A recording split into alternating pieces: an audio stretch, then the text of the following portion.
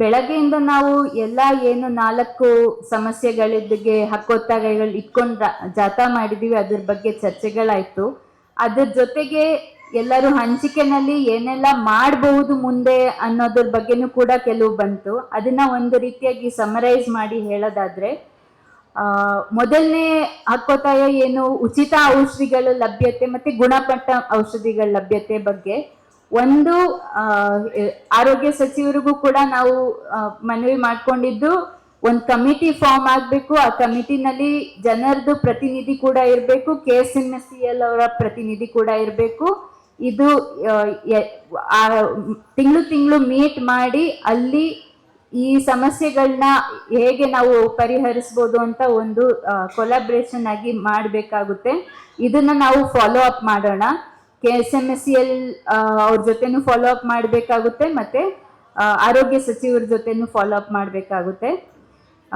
ಎರಡನೇ ವಿಷಯ, ಈಗ ಏನು PPP ಈಗಾಗಲೇ ಎಲ್ಲರೂ ಅದ್ರ ವಿರೋಧ ಧ್ವನಿ ಎತ್ತಿದೀವಿ. ಜಿಲ್ಲೆಗಳಲ್ಲಿ ಎಲ್ಲಿ ಈಗ ಮಾಡಲ್ಲ ಅಂತ ಹೇಳಿದರೆ ಅದು ಆದೇಶ ಆಗಿ ಬರಬೇಕು. ಅಲ್ಲಿಗಂಟ ನಾವು ಜನರ ಮಧ್ಯದಲ್ಲಿ ಈ ಸಮಸ್ಯೆ, ಯಾಕಂದ್ರೆ ಎಷ್ಟೊಂದು ಜನಕ್ಕೆ ಇದು ಇಶ್ಯೂನೇ ಗೊತ್ತಿಲ್ಲದೆ ಇರ್ಬೋದು. ಸೊ ಅದನ್ನ ನಾವು ಆ ಇಶ್ಯೂನ ಕಂಟಿನ್ಯೂ ಆಗಿ ಜನರ ಮಧ್ಯದಲ್ಲಿ ತಗೊಂಡು ಹೋಗೋದನ್ನ ನಾವು ಕಂಟಿನ್ಯೂ ಮಾಡೋಣ. ಇದು ಆದೇಶವಾಗಿ ಬರೋ ತನಕನೂ ನಾವು ಒತ್ತಡ ಇಟ್ಟಿರೋಣ. ಎಲ್ಲ ಜಿಲ್ಲೆಗಳ ಹೋರಾಟ ಸಮಿತಿಗಳಿಂದ ಅದಾಗಬೇಕಾಗಿದೆ. ಮತ್ತೆ ಈಗ ಆರೋಗ್ಯ ಹಕ್ಕು ಕಾಯ್ದೆ ಬೆಳಗ್ಗೆ ಕೂಡ ಸಚಿವರು ಹೇಳಿದ್ರು, ಇದು ಒಂದು ನಿಟ್ಟಿನಲ್ಲಿ ಪ್ರೋಗ್ರೆಸ್ ಆಗ್ತಾ ಇದೆ, ಮಾಡಬೇಕು ಅಂತ. ಆದ್ರೆ ನಾವು ಅದನ್ನ ನೋಡಿದೀವಿ, ಆ ಡ್ರಾಫ್ಟ್ ತುಂಬಾ ಅತಿ ಕಳಪೆಯಾಗಿದೆ. ಯಾಕಂದ್ರೆ ಅದು ಬರೀ ಎಮರ್ಜೆನ್ಸಿ ಬಗ್ಗೆ ಮಾತಾಡುತ್ತೆ, ಎಮರ್ಜೆನ್ಸಿ ಕೇರ್ ಬಗ್ಗೆ ಮಾತಾಡುತ್ತೆ, ಮತ್ತೆ ಅದರಲ್ಲೂ ಕೂಡ ತುಂಬಾ ಖಾಸಗೀಕರಣ ಇದೆ.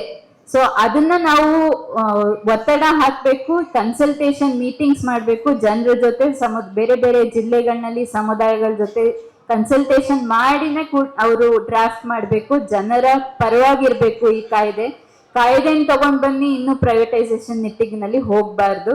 ಸೊ ಇದನ್ನು ಕೂಡ ನಾವು ಫಾಲೋ ಅಪ್ ಮಾಡಬೇಕಾಗುತ್ತೆ. ಮತ್ತೆ ಖಾಸಗಿನಲ್ಲಿ ನಿಯಂತ್ರಣ ಮಾಡಬೇಕು, ಶುಲ್ಕ ನಿಯಂತ್ರಣ, ಅದಕ್ಕೂ ಕೂಡ ಒಂದು ಮಟ್ಟಿಗೆ ಮುಂದೆ ಹೋಗಿದೆ ಅಂತ ಹೇಳಿದ್ರು. ಅದನ್ನ ನಾವು ಫಾಲೋ ಅಪ್ ಮಾಡಬೇಕಾಗುತ್ತೆ, ಹೇಗೆ ಮಾಡ್ತಾ ಇದ್ದಾರೆ ಅಂತ. ಮತ್ತೆ ಈ ಸಮಸ್ಯೆಗಳೇನು ಕೆಲವು ಕಡೆ ಶುಲ್ಕ ಹಾಕ್ತಾ ಇರೋದು ಆಸ್ಪತ್ರೆಗಳಲ್ಲಿ, ಇದು ಜಿಲ್ಲೆಲೇನೆ ನಾವು ಲೋಕಲ್ ಆಗಿ ಮೀಟಿಂಗ್ಸ್ ಮಾಡಿ ಲೋಕಲ್ ನಲ್ಲಿ ಆಕ್ಷನ್ ತಗೊಳ್ಬೇಕಾಗುತ್ತೆ. ಇಷ್ಟು ಸದ್ಯಕ್ಕೆ ಬಂದಿರೋಂಥದ್ದು ಬೆಳಗ್ಗೆಯಿಂದ.